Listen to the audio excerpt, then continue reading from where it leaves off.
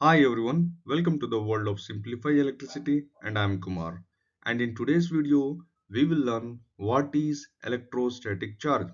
इस वीडियो में हम जानने की कोशिश करेंगे इलेक्ट्रोस्टैटिक चार्ज क्या होता है और इसका इम्पोर्टेंस क्या है. In this slide, you can see two examples where I think everyone come across these kind of examples in their life. जब कभी भी हम बैलून को रब करके बालों के पास ले जाते हैं तो बाल स्ट्रेट हो जाते हैं और पेन को रब करके पेपर को हमने टच किया तो पेपर उसकी तरफ अट्रैक्ट होता है जो हम स्कूल डेज में जरूर किए होंगे. These are all examples of electrostatic charge. Now we'll see the definition of static electricity. नाम से ही पता चलता है एक ऐसा इलेक्ट्रिसिटी जो कि क्या है, स्टैटिक है, यानी रेस्ट में है, ये मूव नहीं करता है. तो इलेक्ट्रिकल चार्ज एट रेस्ट. तो ये चार्ज प्रोड्यूस कैसे होता है? Question number 1. किसी भी मटेरियल में चार्ज कैसे प्रोड्यूस होता है? Answer would be these charges are caused by an imbalance of electrons on the surface atom of material. किसी भी मटेरियल के सरफेस में जो एटम होते हैं, अगर उन एटम्स में इलेक्ट्रॉन्स का इम्बैलेंस होने पे ये स्टैटिक इलेक्ट्रिसिटी प्रोड्यूस होती है या फिर कहो चार्ज प्रोड्यूस होता है. Question number 2. इससे क्या इफेक्ट होगा? इससे उस मटेरियल के चारों तरफ एक इलेक्ट्रिकल फील्ड जनरेट होगा और उस फील्ड में कोई ऑब्जेक्ट आता है तो उसे वो इन्फ्लुएंस करेगा.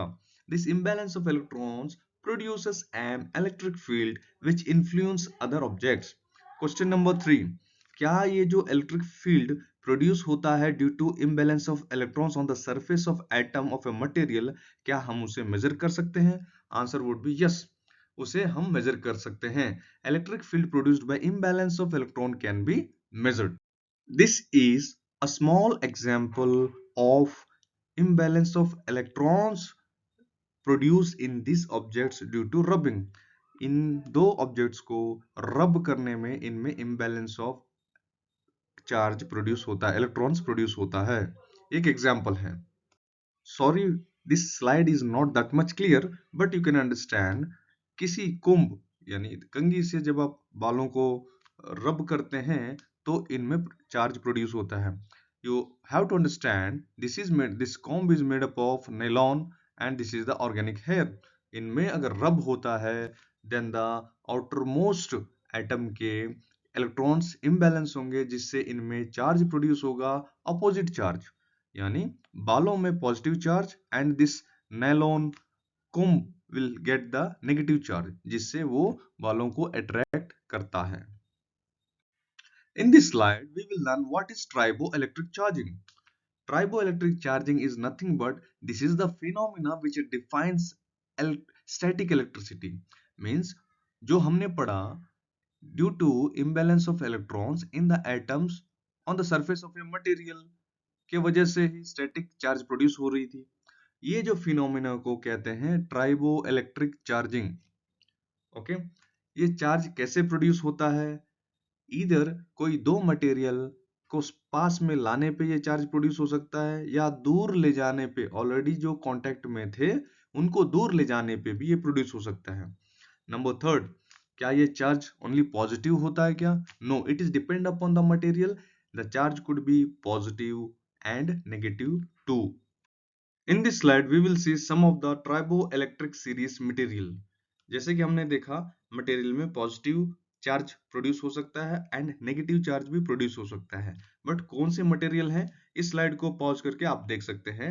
एग्जाम्पल के तौर पे ह्यूमन हेयर, कॉटन, पॉलिस्टर, ये सारे पॉजिटिव चार्ज के एग्जाम्पल्स हैं. नेगेटिव के silicon, Teflon etcetera. Now we will see how static electricity generated. There are three ways by which static electricity can be generated. The first one is friction. Friction क्या है? Rubbing of surfaces together. किसी भी material के surface एक दूसरे से रब करने पे ये चार्ज प्रोड्यूस हो सकते हैं. Second one is separation. Already दो मटेरियल आपस में कांटेक्ट में हैं और उन्हें आप सेपरेट करते हैं तो भी ये चार्ज प्रोड्यूस हो सकते हैं. And the last one is induction. Induction यानी कोई चार्ज बॉडी किसी न्यूट्रल जिसमें कोई चार्ज नहीं है उसके नजदीक जाने पे उसमें स्टैटिक इलेक्ट्रिसिटी जनरेट हो सकता है. So there are three ways and means by static electricity can be generated. The first one is friction, separation, and the last one is induction. फिर से हम एग्जांपल्स देखते हैं. जब कभी हम वॉक करते हैं किसी सिंथेटिक सरफेस पे, या फिर कहो चेयर्स, प्लास्टिक चेयर्स, जब मूवमेंट होता है, नायलॉन, सिंथेटिक क्लॉथ्स, इनमें चार्ज आसानी से प्रोड्यूस होता है. Now the most important topic is that what is the role of relative humidity on static charge generation. So सबसे पहले हम जानने की कोशिश करेंगे ह्यूमिडिटी क्या होता है. किसी यूनिट एरिया में कितने वाटर ड्रॉपलेट्स हैं, हवा के किसी पर्टिकुलर यूनिट में कितने ड्रॉपलेट्स हैं, that is called humidity. What is relative humidity. किसी यूनिट एरिया में हवा के अगर यहाँ 100 ड्रॉपलेट्स हो सकते हैं, बट अभी कितने हैं, 60, यानी what is the relative humidity. अभी 60 है, बट उस एरिया में 100 हो सकते हैं. 60 by 100 into 100, that is relative humidity. What is that? 60%. So what is the effect of relative humidity on static charge? Relative humidity बढ़ने पे स्टैटिक चार्ज जनरेशन कम हो जाता है. कैसे? क्योंकि मॉइस्चर किसी मटेरियल के ऊपर एक लेयर सी बन जाती है, परत सी, जिससे चार्ज इकट्ठा एक जगह नहीं हो पाते हैं, जिसके वजह से the charge get redistributed and reduces the charge concentration. So question is, do you know what is the role of relative humidity on static charge?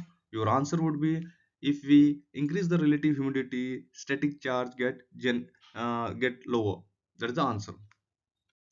Thanks for watching this video. Please do subscribe this channel Simplify Electricity with Kumar. Jai Hind.